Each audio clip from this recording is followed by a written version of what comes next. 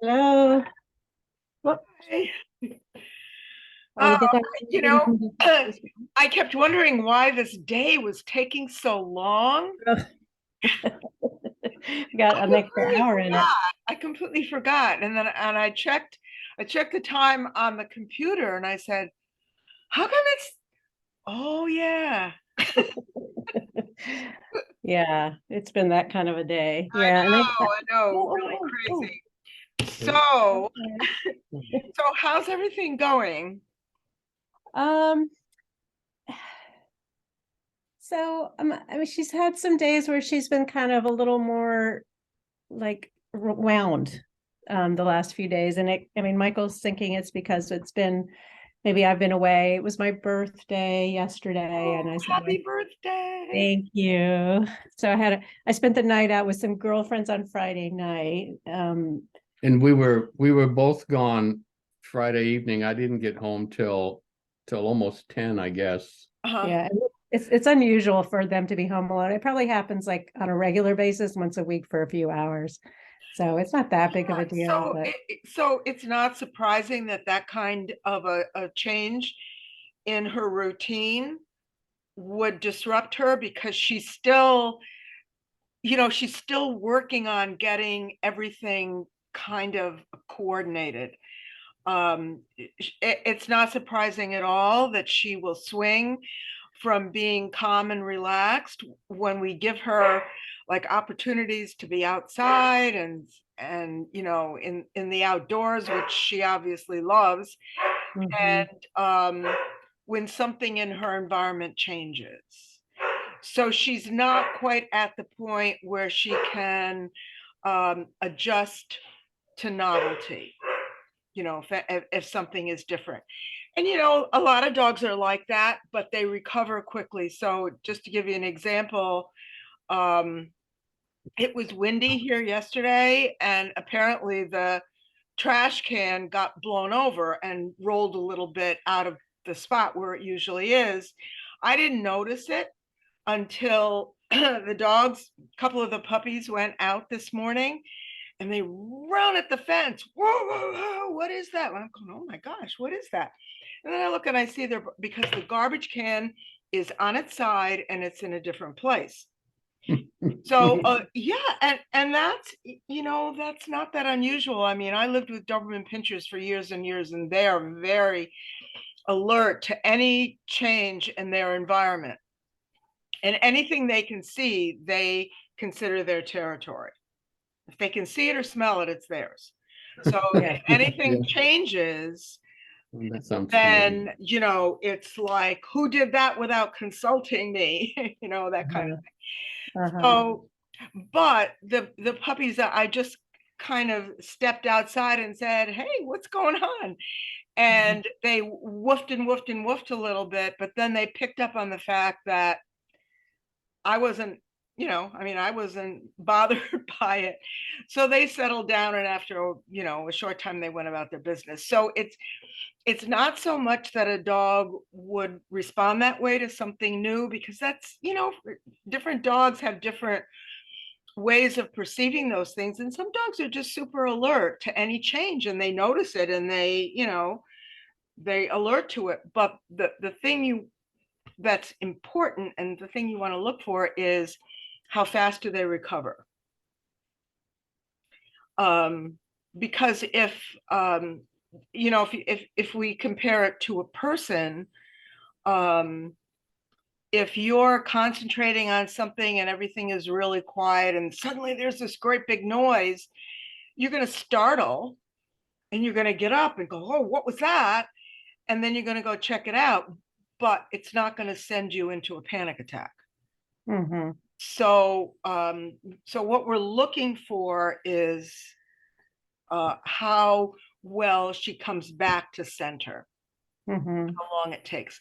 So Mhm. that's not unusual. If you think she's been a little bit, you More said jumpy. wired.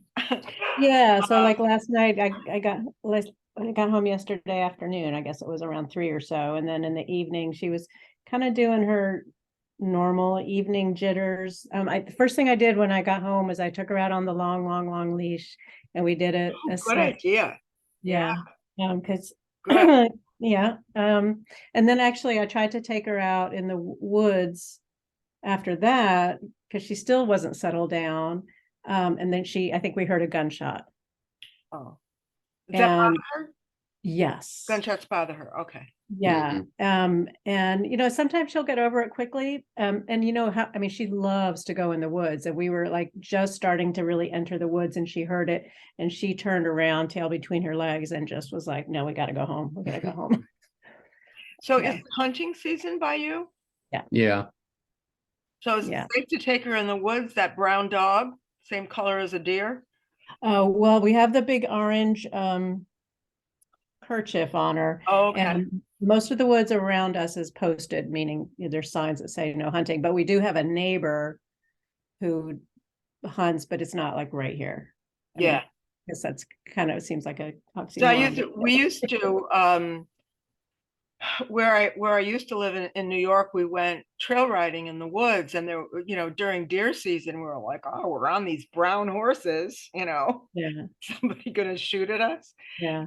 So, I'm also like, I'm super afraid of bears and moose, so I tend to make a lot of noise when I go in the woods. So I figure between the noise we make and her orange, and the fact that it's yeah, posted, we're pretty yeah, safe. yeah, and the hunters wouldn't like it if you made a lot of noise, so they probably would steer clear of you.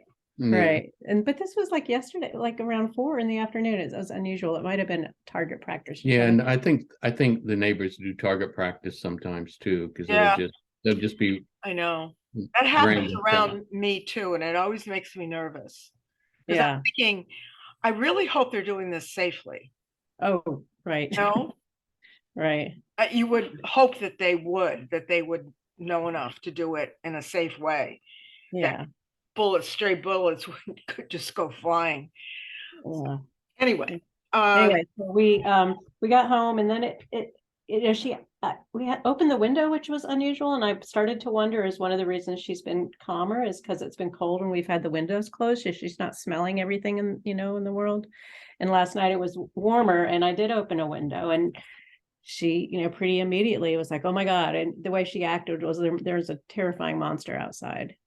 And I closed the window. so yeah. So when you closed the window, did it help? Did she calm down? A little more or bit, but less. she stayed. I mean, I Yeah. ended up giving her But I ended up giving her a little trazodone. it's when I sat on the couch with her that she really, Yeah, that really helped. yeah. I just sat down on the couch and she Yeah. jumped up there, and I just started, scratching her ears and chatting with her, and pretty soon she laid down on my lap and went to sleep. So But then she got hyped back up again, remember? just briefly, it's after I got up Yeah. to go do something in the kitchen, and then she started barking again. So I went back again and sat down, and Well, I also had given her some medicine. yeah. Yeah. And I don't do What do that you a think? lot. Yeah. So what do you think would happen now, just, considering, alternative approaches? If when you had the window open and she smelled something, so what did she do? Did she start barking or panting Yeah. or pacing, Barking. barking Yep. Yeah, well, she went right up to the window, like, stuck her nose out the window, and and started barking? yeah. Mhm. Yeah. What do you think would have happened if you had dealt with it the same way we were dealing with her similar reactions, and just go over and just talk to her? Let her keep processing that environment. Because so you're afraid of bears. Me too. I wouldn't want to. I have a friend who goes trail riding by herself, and she'll come back and say, "Oh, we saw a bear." And, oh my God. Uh-huh. But so okay, so you're afraid of bears. Mhm. Suppose you were walking in the woods and you saw a bear, and somebody said to you, "Oh, just ignore it. Let's go over here and let's just keep walking, just ignore it." Would that Mhm. help you feel better? No. No. No.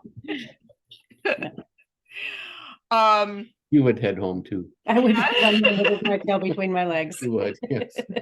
But if you saw a bear and you had a way somehow, I don't know how, you had a way to watch the bear go by, but know that the bear couldn't get to you. And somebody was saying, now the bear is walking by. He doesn't see you. Bear is going over there. Everything's cool. We're okay. Bear doesn't even know we're here. Everything's fine. I can't imagine what kind of scenario how that would be possible, but let's just, And we can pretend. let's Yeah. pretend. If you could observe that bear instead of just ignoring it, if you could observe it and feel safe, would that be better? That would be better. Yes. Yes. Yes. So what we're trying to do, so the point that I'm making is that if you close the window, take her away, try to calm her down, like away from whatever was triggering that barking, she may calm down eventually, but It's not based teaching on, her what we want to yes, teach her. based on what I have learned and read about this, Yeah. is that, let's say she's at her stable, happy number is 4. When she's barking at the window, she's up to a 9. Right. You might take her away from the window and she might go from a 9 to an 8 or a 7. And she might, not be barking at the window, but she's not back to a 4. Because she's still thinking whatever that thing is, it's still out there. Yeah. I can't see it, but it's still there. And maybe it's going to get us all. Yeah. So, and it does take a long time to, just with us. If we get a real bad scare, like something happens, like, a car almost, misses you by inches and you say, oh my God, that would have been a horrible accident. You're going to be shaking like the next hour. Yeah. Because you don't just calm down right away. And it's the same thing with the dog. Yeah. So she's much more likely to calm down if she can process that information. Because if it's out there, if it's unknown, I don't know where it is, it's dangerous, but I can't see it, I know it's there. Yeah. That's scarier than, I'm smelling this thing, I don't know what it is, I don't like it, I'm smelling it and I'm barking at it, but the 2 most important people in my life are right here and they don't seem to be too bothered by it. Yeah. And they're telling me to go ahead and look at it. So you say to her, go ahead, sniff it. What is that? You're smelling something. I can see. So again, it goes back to those 5 A's. You just want to acknowledge that and appreciate it. Say, yeah, whatever that is, your smeller is better than mine. I don't know what you're smelling, but it must be something. Yeah. Yeah. And just talk to her. She may not go back down to a 4 again. She might go to a 5 maybe, which is better than a 7 or a 6. Yeah. So just stay with her and keep doing that until she settles herself down. Right. And you have to, and it's going to take a while now because she doesn't have yet. I can see where we've got all the pieces ready to start putting together, because looking at her on her sniff walks and out in the woods when she's, loose and just, going around, I can see that's not even that might be a 4, but that's a really happy 4. Yeah. That's like, wow, and even when she's on a harness and a long line, she's all happy. Her tail is up, her ears are perked forward. You can see her nose is going back and forth. She's scanning. She just sniffs and she goes. It's almost like radar, like the real radar, like on a plane. And she's just sniffing back and forth and scanning everything, taking in all that environmental information and feeling good about it. So that is showing her where the happy baseline is, and that kind of a feeling, take in the environment and just process it. Just, it's there, it's information, process that information. It's just like, you know, if you're watching TV and there's a picture of a bear, you're going, oh, I don't care about bears that much, but it's on the TV, it's no big deal. Right. So yeah, so you want her to kind of say, oh, I sniffed that thing. Yeah, I remember that thing. Well, it's out there. No big Yeah. deal. Yeah. I Because think it does, that, yeah, it doesn't affect her. I think that we have become a little impatient when she is so wound up, because I mean, as soon as you said, what did I do? And I said, I closed the window, and I went, oh yeah, that's not what we're supposed to be doing. Well, And so, I mean, it's so good like, that you corrected yourself. That's well, good. now, but I Yeah. didn't yesterday. But I mean, so yesterday I was very tired, and I don't Well, know, yeah.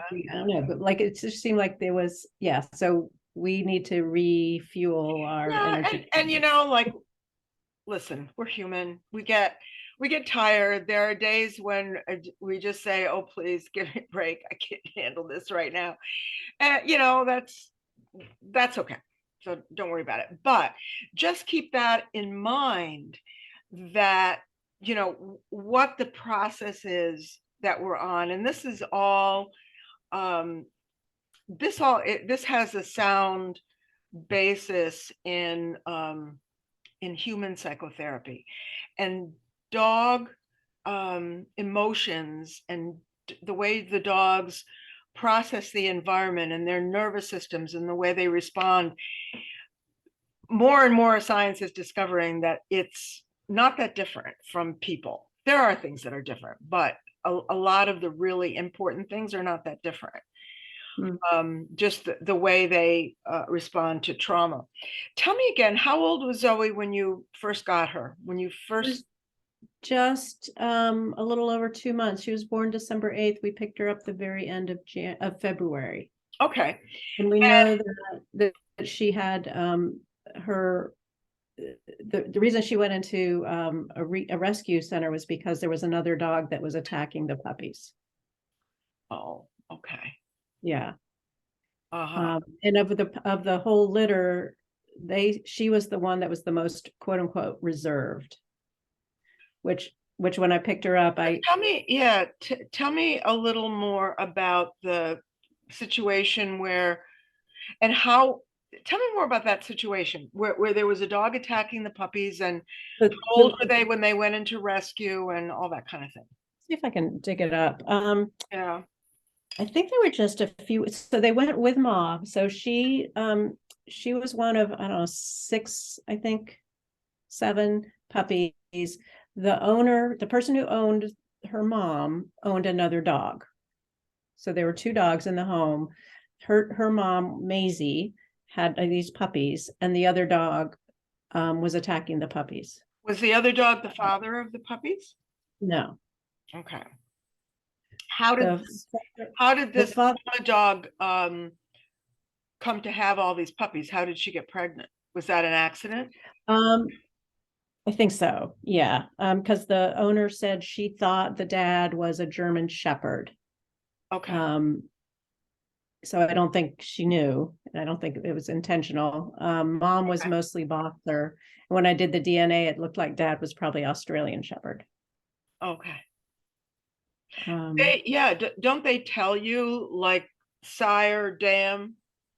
Don't they break it down that way? I didn't see it broken down, but in terms of, I mean, I could probably send it to you if I could find it. It Where just did looked you like send it? Where did you send it? Was it Embark or someplace else?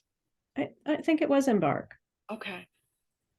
Let's see. If you go back and look it up on the Embark website, because I sent a couple of DNA samples to them, and they usually break it down. This is the family tree of the mother. This is the family tree of the father. Maybe So they it would did. just be interesting to look at that. Okay. And it should be on the website. You should be able to access it. What's another name of a company that's big? Because it was one of the big ones. I don't know, because all I can think of is Embark. I'm not that familiar with any of the others. I don't know if AKC, if the American Kennel Club does DNA. Oh, I let's know see. that they do a DNA profile that is affixed to the dog's registration. That piece of paper that you get from the AKC with which is the dog's official registration certificate. They give you a sticker that you put right on the registration form. I found a picture that this is of Oh, Zoe and her mom and her siblings, and apparently there's 2 cats. I never noticed that before. Did you see it? yeah. Oh, they're so cute. Yeah. Yeah. So the owner gave The up owner, the mom and the puppies. yeah. Yeah, and that was in Kentucky. No, was it Kentucky? Yes, I was in Kentucky. Circle of Hope. Okay. And then but they were fostered in Tennessee. Oh, okay. Um, Then how did they ship her to you or did you go get her? no, they did one of those, put her in a van with a That's- zillion other dogs. There's this huge, I'm sure like the southeast to the northeast. Yep. Um, Mhm, yeah, so she was on one of those mhm. railroads. And how Yeah. old was she was she by herself or with other puppies? She was by herself in the crate, but there was a ton of other puppies. Yeah, her mother was actually one of the dogs that got adopted on that trip too. That's true. And probably probably And actually several of her other siblings, because I created a Facebook page with some of her other siblings and her mom. other owners. Right. Well, no, the puppy's mom and their owners, right? I'm sorry. Yes. Right, yes, the dogs Yeah. didn't set it up. But I have found out that all of them are fearful. But That's it surprising. doesn't sound like any of them have had the issues that Zoe has. Well, maybe not. We don't really know. Um, but from what you're telling me, she started out her life with a series of traumas. Yeah. The circumstances, it sounds like the puppies weren't wanted. If the guy was so willing to just get rid of all of them, including the mother. And how old were they when the other dog was attacking them? Any idea? Best Well, guess? I think they went into care by the time they were 4 weeks old. Okay. So when they were 4 weeks old, they went into foster care? Yeah. Okay. I'm kind of scanning my documents that I have to see if I can get more information, but Yeah. And it's important, I think, and I never really pursued this with you before, but it's important because those early weeks of life, the dog is imprinting what her perception of the environment of her world. And it sounds like at about 3 weeks, I do have okay, wait a minute. I'm looking at the thing that was on Pet Finder, yeah. but it doesn't give any dates really. Let's see. Is that how you found her on Pet Finder? Yeah. And I do have more pictures from when she was a puppy. I know. Uh, This is a picture. We said, "Oh, I want that puppy." and you know what? Look at those eyes. She looks worried in that picture, doesn't she? She does. Her Yeah, brow that was is a right little after we picked her up. No, Yeah. this was before we picked her up. That Oh, was it? This was the picture that we found. Yeah. Oh, okay.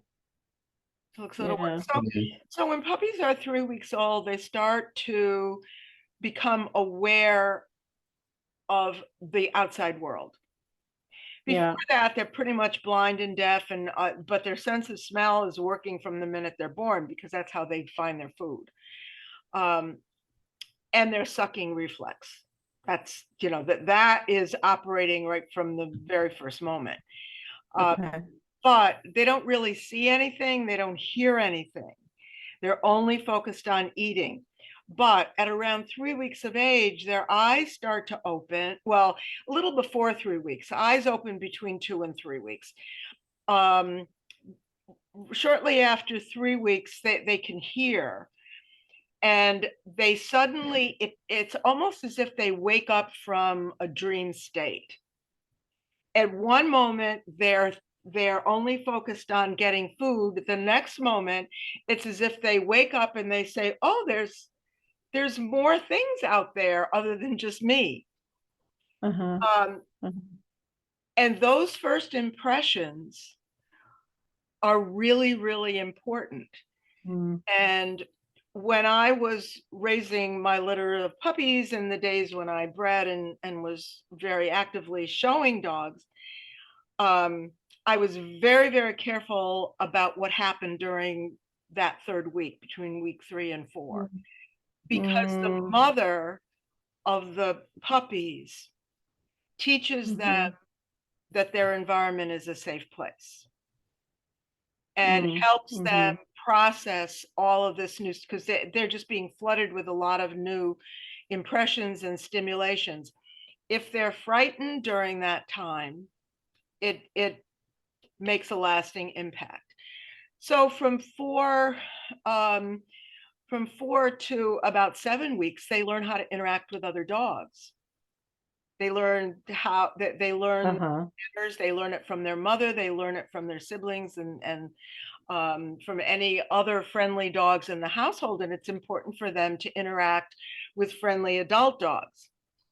So you can see right away that Mhm. we're already starting to, make a list of the traumatic things that Mm. happened to her during those first weeks of her life.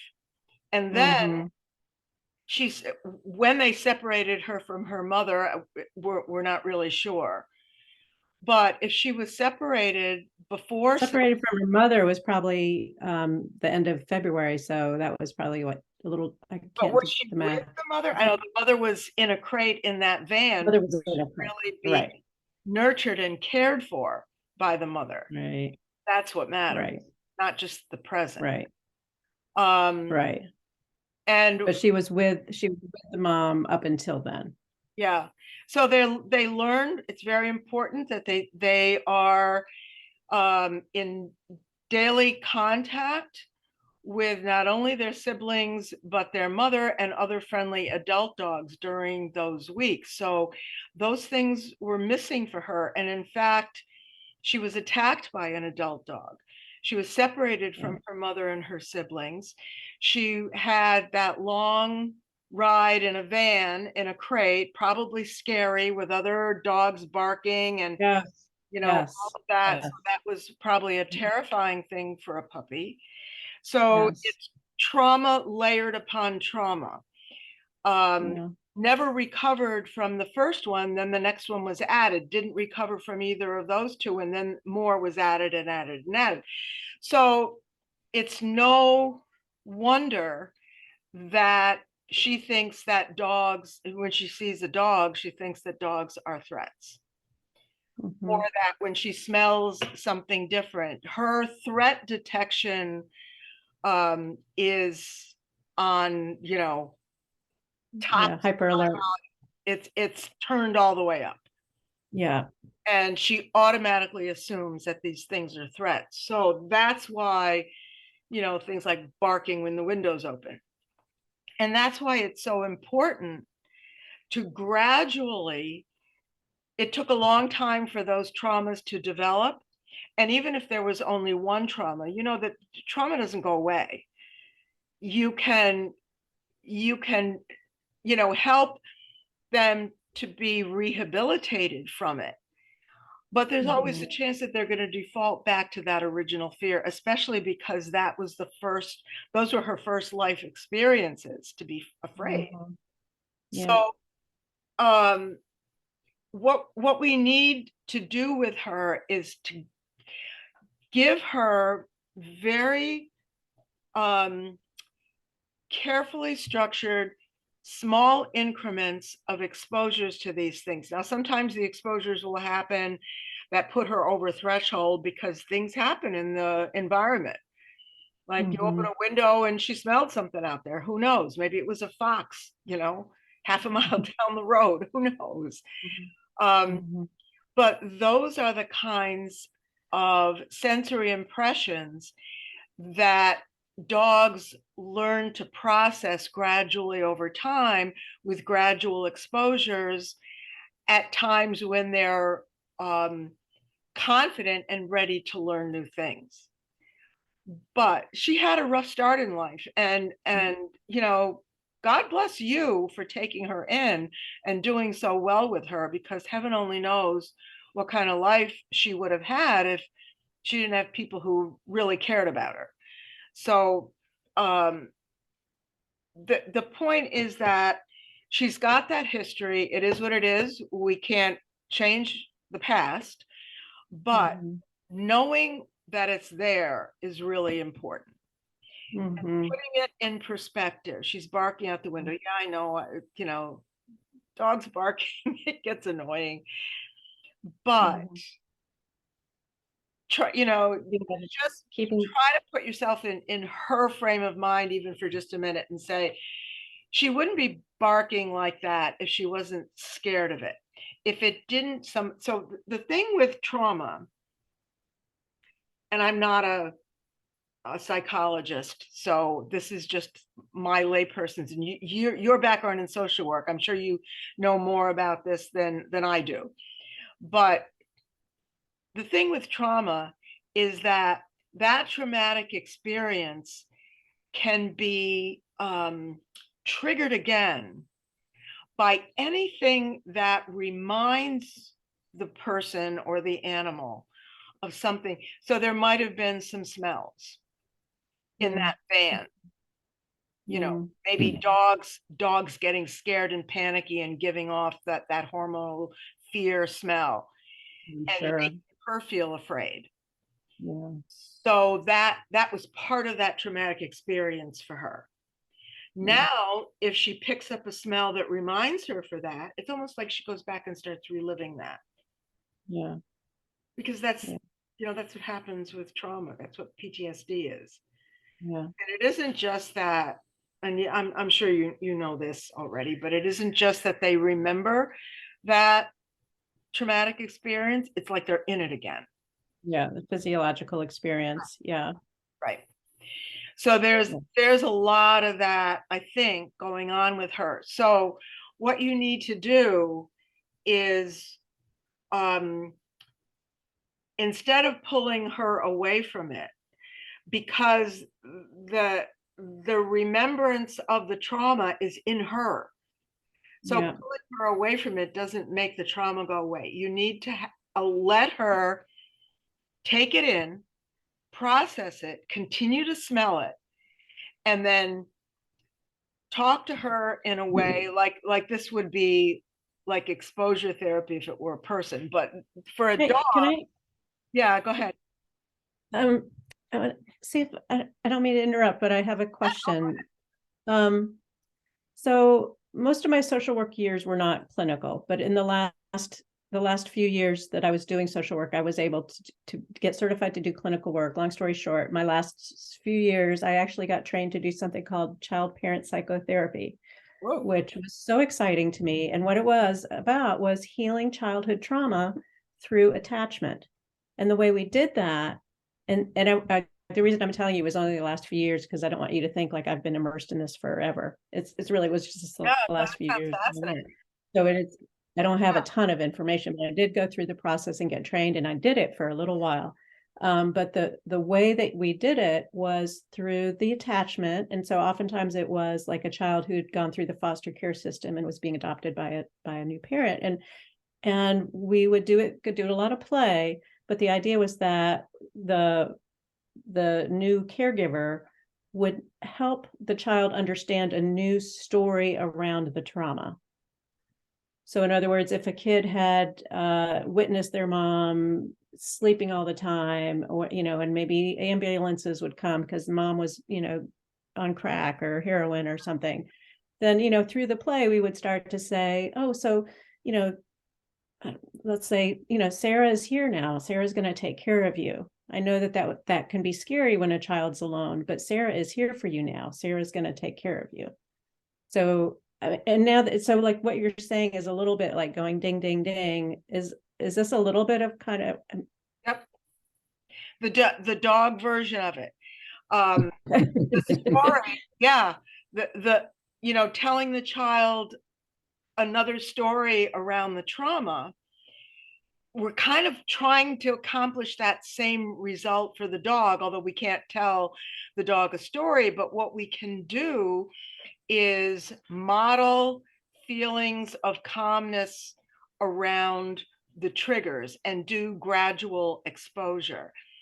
So two of the things I was going to recommend that you start doing with Zoe today, and I think that they're very appropriate in terms of what we're talking about. So yes, what you're describing with the child attachment and acclimating them to a new environment, that's very much like what we're trying to do with the dog.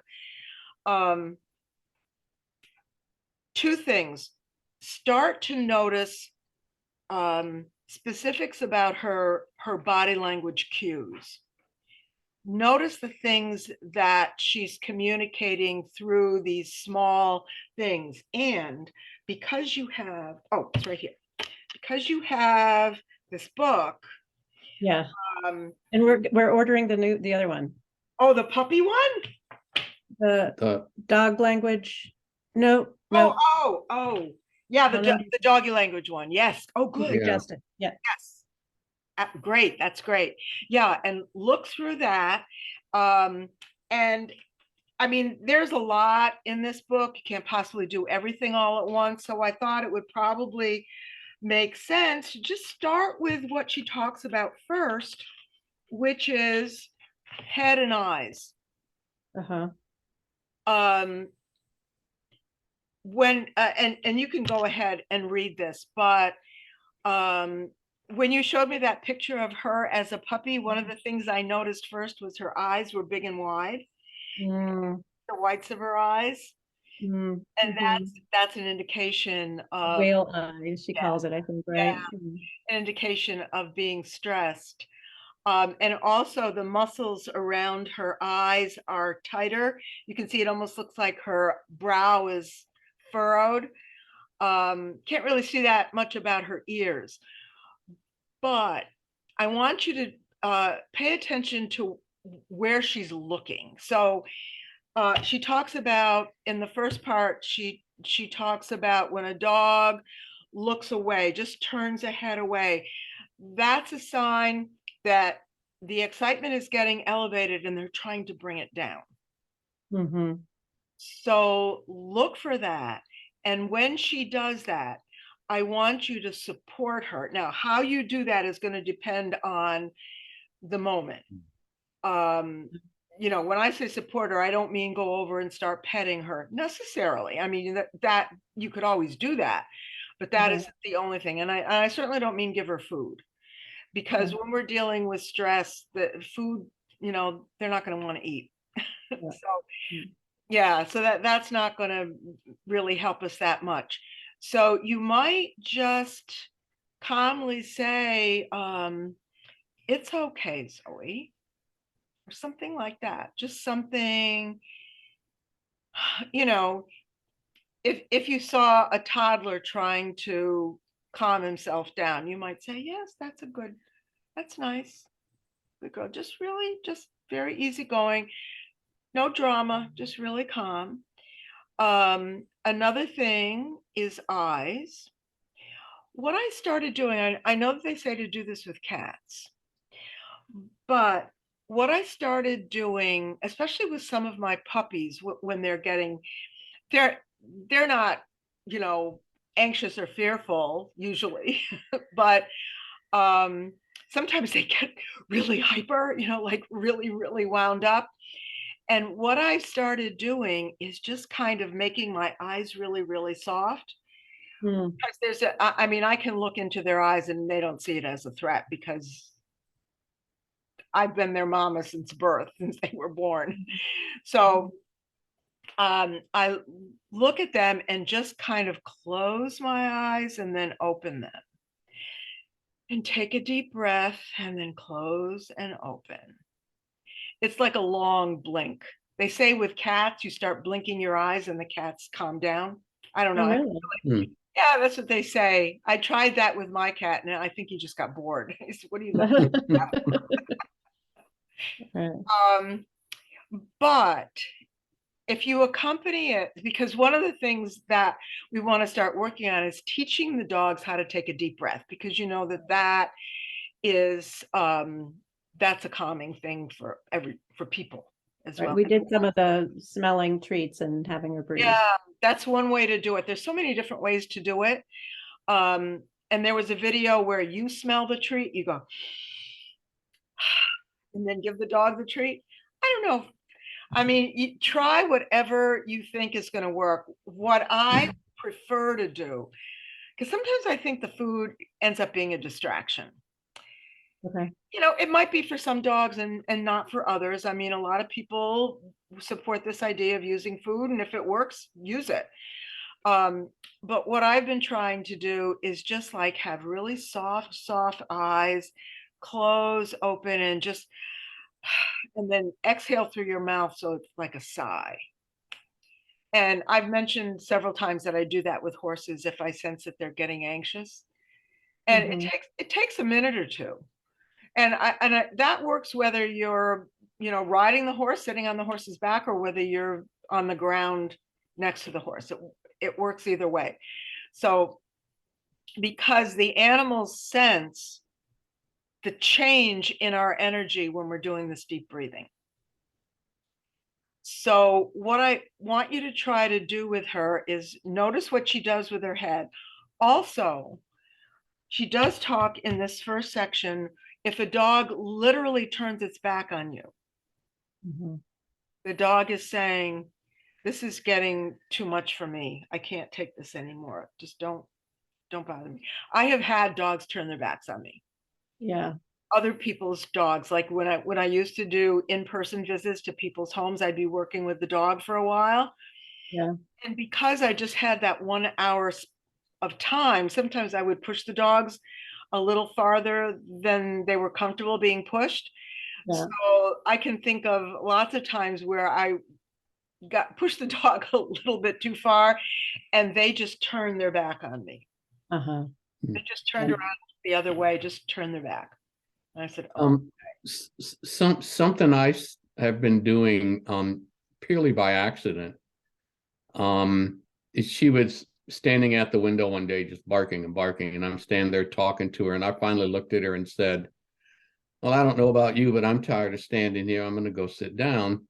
And so I walked over, and instead of sitting where I usually sit, I walked over and sat on the edge of the coffee table, which I don't know if she's ever seen me do that.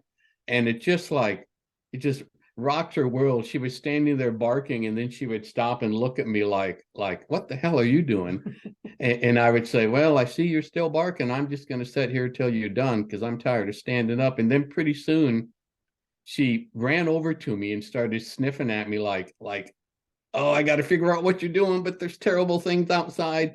And what she does with me when she will like stand with her back to me, like with her butt facing me, but she'll look over her shoulder at me like you got to do something here. And what seems to help is I just reach out and I just do these long, like slow scratching across her whole back.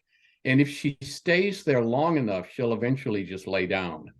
But usually what she does when she's really worked up is I'll do that for a while and then she'll take off and start barking again. But if I'm sitting on the coffee table, then she'll start looking at me again like, oh my God, you're still there. What are you doing?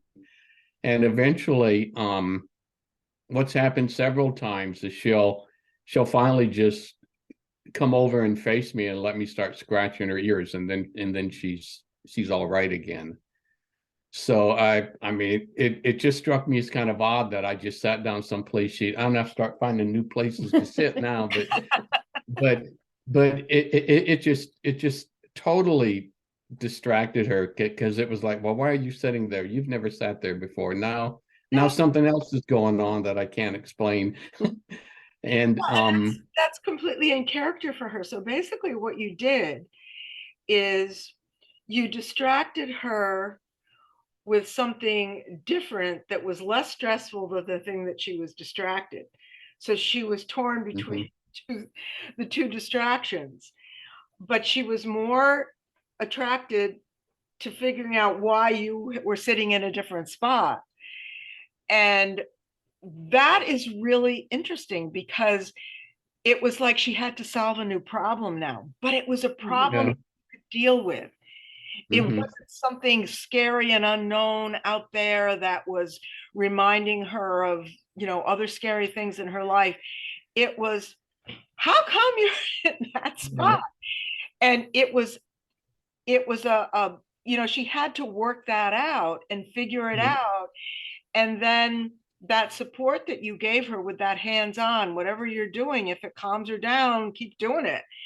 Yeah, Um, she really likes them. yeah, Whenever she's nervous, um, she'll walk up to me, but as soon as I start petting her, she'll turn with her butt facing me. But she wants me to pet her. She just But doesn't want it's me. that thing where has her back to you, but she's pushed right up against you, Yeah, isn't she's it? pushed Yeah. right up against me, and she's looking over her shoulder at me like do whatever you the do. same as a dog turning their back on you and saying, "Don't bother me." She's obviously Yeah.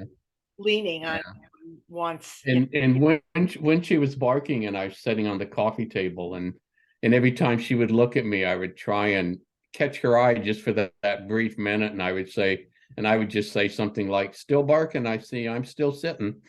And and eventually, That is so yeah, that is so natural. And that's really what we're aiming for, to just have that kind of a natural conversation with her. mhm, Because you're not coming from a place of, oh, stop that barking, you're driving me nuts. yeah, You're just having a conversation with her, and your tone of voice is even, calm, normal. That's what she needs to hear. What we're doing with the free work is kind of like what you just described in a way, is we're giving her a way to use her brain to figure something out that she can easily cope with. hmm, So if she's coming over to, figure out why you're sitting on the coffee table and not in a usual spot, she's, well, what's going on here? I've got to solve this. I got to figure this out. What is this? But it's all stuff that's manageable for her. There's nothing scary. There's mhm, nothing, it's like a problem. And now instead of being in her panicky, scary state of mind, she's in her problem solving state of mind, which hmm. is calm and focused, even though she might act a little excited. Excited isn't the same as scared. So if she's like, Can still think. If she can still think, then yeah, she's not at that that's heightened. what the free work is all about. Showing her, think this through, solve these little problems. There's all kinds of treats hidden all around. Go and find them. And so she's using her thinking brain, and she's also moving, because movement is safety for animals. Okay. Hmm. So to keep her moving, to give her something to do, that's why the scariest thing that people do, and I know that trainers have taught this for a long time, but fortunately, things are changing now. The scariest thing we can do when a dog is nervous about something is to tell them to sit and stay, Hmm. or look at me, which is, you're walking, got the dog on a leash, the dog sees something over there that maybe they're going to bark at or whatever, and you say, sit, look at me. The worst thing to do for a dog that's stressed. Now, the dog might comply and do that, but all it does is suppress the anxiety so that it's still there, but it's not, it may not be manifesting in the same way, but it's buried and it's getting bigger. And if a dog has had a lot of trauma, then they're not going to be able to comply with it very well. They're not going to be able to. That's right. And that's when sometimes owners get rough with them. Come on, listen to me. How come you're not obeying me? Mm. Which, and you can see that it just makes that worse. So that's why it's so important not to deny the dog the freedom to process this, but process it in a way that they can, like you said with the child, it's like we're giving the dog a way to have a different story about the thing that they're scared of. Is that starting to make sense? Yeah. Yeah. And I think talking about her past trauma and how it affects her definitely helped me have Yeah. a good sense of Right. refueling for me. Right. And a sense of empathy, because it's not really her fault. Right. She's not Right. doing any of this stuff. I mean, through no fault of her own, she was born into this world and subjected by humans to things that were very damaging at a very impressionable period in her life. And, you know, we can't go back and relive that time for her. All we can do is help her learn how to live with it now without letting it become, you know, like let her feel like she's in over her head. Yeah. All right. We'll keep working on it. Yeah. And your demeanor and the way you talk to her, and Michael, I love the way you talk to her, just like you're talking to another person, which is He's perfect. much better at it than I am. I'm sure you're good at it too. Just imagine she's one of those little children, you know, because you've got the background. It's just that, you know, just didn't see, maybe now you see more of a connection between what you learned and how you can apply it. Yeah, I think I mean, with her having like being even more agitated lately, and I think I just have been getting a little more irritable. I mean, I don't think I'm not like what. Yeah, I mean, just I think I just needed some refueling. Yeah, yeah. And you know, sometimes we all get there. I mean, I get aggravated with my dogs too, and then I think, I shouldn't have been so patient with them. But you know, dogs are resilient and they're forgiving. But I think sometimes it's better to just walk away or to walk over to her and pick up on her energy, not in the sense of being like frantic and upset, but you know, like she's sniffing out the window and barking, or she sees somebody walking the dog and so forth. Just kind of notice. You can experiment, open the window and then watch her body language. Mm, And mhm. if you start to see signs that she's getting nervous, Uh-huh. then talk to her and say, what is it? Let's go over here and let's look at this together. Let's see what we can do. And again, like I think we do that with horses. You know, horses, anything different that you put in a horse's environment, they think is a monster that's going to eat them, kill them and eat them. So even if you take off your jacket and fling it over the fence, and because it's getting warm, Uh-huh. if the horse doesn't actually see you do that, you show them the jacket, you say, I'm putting it right here. Uh-huh. But if they don't see you do it and they turn around and see it, it's like, oh my God. So what you have to do is let them look at it Mm-hmm.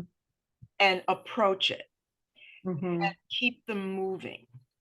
If you try to Mm-hmm. make them stand still, they're going to get scared, because movement is safety. Movement means I can escape.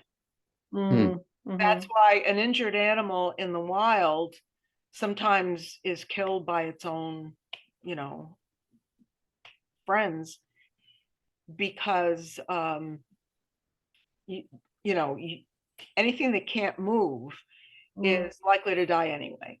So Mm-hmm. yeah, so you just keep moving. So you can, I mean, if she's barking out the window, you might see if she's willing to move a little bit. Let's go look over here. Let's go look over there.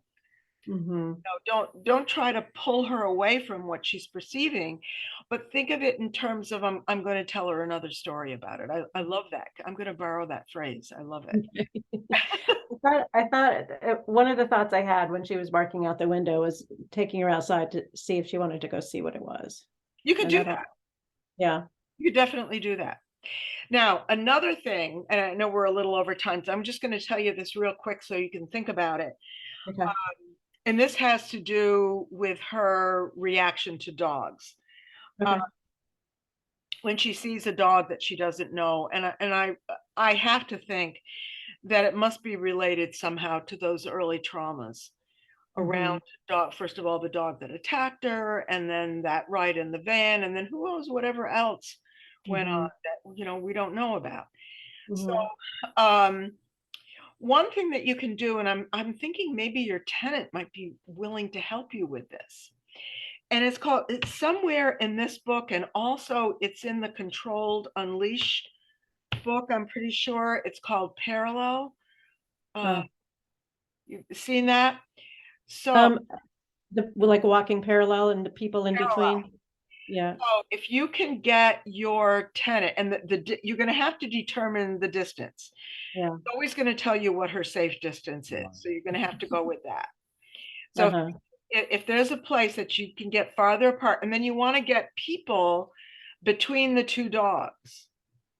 So if I'm introducing one dog to another dog, and each dog has its own person, I will have them pass each other, but it'll be dog, person, person, dog. Mm. It won't be dog, person, dog, person. Mm-hmm. So if you can get, there's the two of you, and then there's your tenant. If there's anybody else you can recruit to be between you, you can walk the dogs in more or less parallel lines. You want to keep Zoe under threshold. That's the important thing. You can try rewarding her with treats. If she's taking the treats, then she's probably calm. You don't have to use the treats if you don't want to. You can just use your voice, or just take her for a little walk. She doesn't have to be right next to you. She can be on a fairly long line on her harness, but not too far away from you, because if she gets excited, you want to be able to pick up on that. And Yeah. if she's too far away from you, you might miss it. Yeah. But So, give her a little bit of leeway, 6, 8 feet, more or less. If she wants to walk beside you, that's fine. If she wants to walk out in front of you. And I don't know about bringing the other dog or not. I'm going to let you decide what you think is best. yeah.